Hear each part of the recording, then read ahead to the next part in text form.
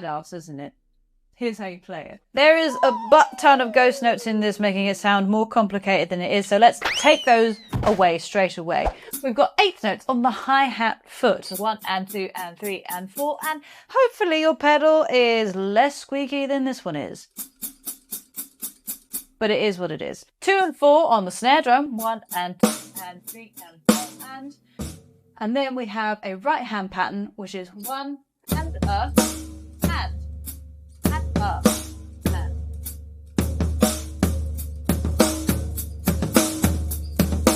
You may have just noticed that I'm now playing this straight instead of swung. It's probably best to practice this straight and then swing it later on. Now, adding a little bit of extra groove in here, bass drum. We're getting a bass drum on 1 and 3 if we want to keep it simple.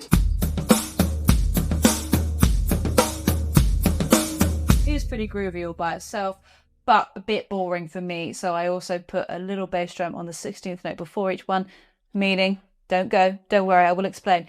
Meaning that we get a bass drum on the of 2, going into 3, 3, and then a bass drum on the of 4, going into 1. So 1.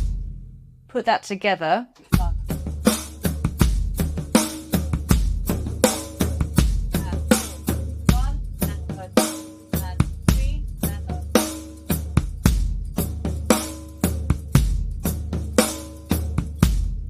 Basically, the way you might want to think about it is when you go for a singular low tom hit, you get 2 bass drums straight after it. At this point, you can start experimenting with the feel and swing it a little bit, get a bit of a feel, get into the groove of it.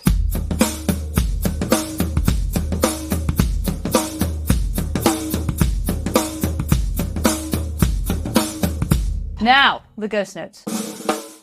They fall. First of all, let's put in the easier one, the of 2 and the of 4. Pretty normal place to put them, to be honest. Let's take out the big scary bass drums just to simplify.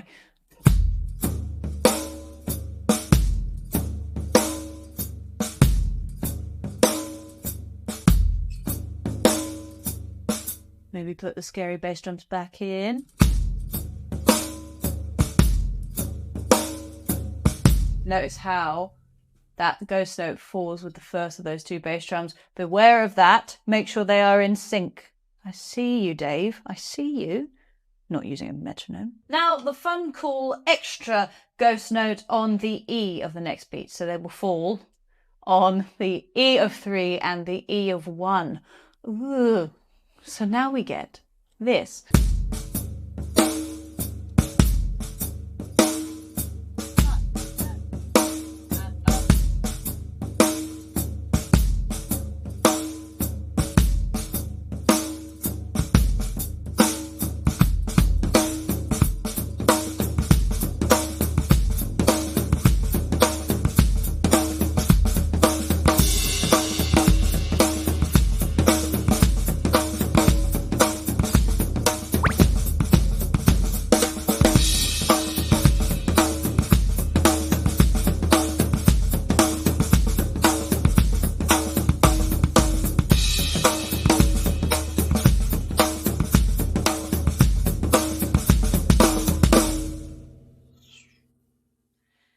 Gnarly, I know.